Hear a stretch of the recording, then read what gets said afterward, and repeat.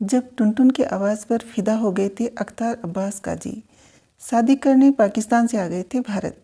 Hindi film industry में एक से बढ़कर एक कॉमेडियन हुए हैं, लेकिन टुनटुन का कोई मुकाबला नहीं है।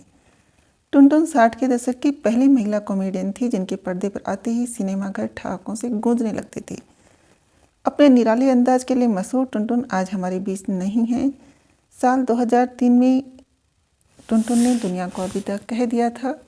दरअसल टुनटुन का असली नाम तो उमा देवी था, लेकिन मोटापे की वजह से उन्हें टुनटुन कहा जाने लगा था। टुनटुन एक प्लेबैक सिंगर रही हैं।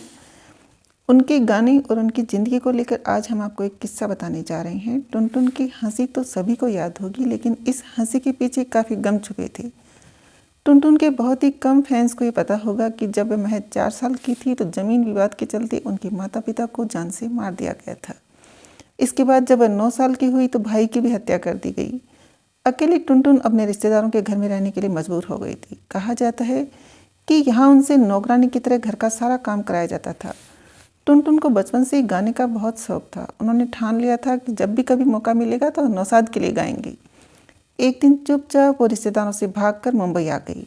वहाँ उन्हें निर्देशक नितिन बोस के असिस्टेंट जवाद हुसैन का पता दिया। वो मुंबई आकर उनसे मिली और उन्होंने ही टुनटुन को पनाह दी। साल 1947 में जब देश का बंटवारा हो रहा था, उन दिनों कारदार फिल्म दर्द बना रहे थे। तभी टुनटुन एक दिन बेरोक टोक उनके घर जा घुसी और उनसे पूछ बैठी कि कारदार कहाँ मिलेंगे, मुझे गाना गाना है। दरअसल टुनटुन फिल्मी तौर तरीकों से वाकिफ नहीं थी। टुनटुन का यह अंदाज कारदार को बहुत पसंद आया।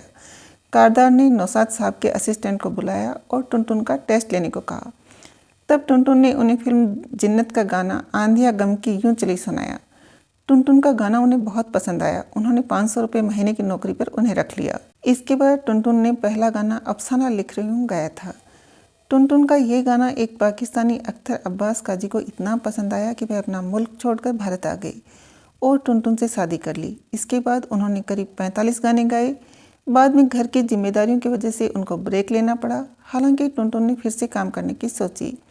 इस समय नौशाद फिल्म बाबुल बना रहे थे। उन्होंने टुनटुन से एक हास्य किरदार करने को कहा, जिसे उन्होंने स्वीकार कर लिया। इसी फिल्म में नौशाद साहब ने उमा देवी का नाम टुनटुन रख दिया, जो आगे चलकर उनकी पहचान बन गया। टुनटुन का किरदार लोगों को बेहद पसंद आया और देखते ही देखते वो एक हास्य अभिनेत्री बन गई।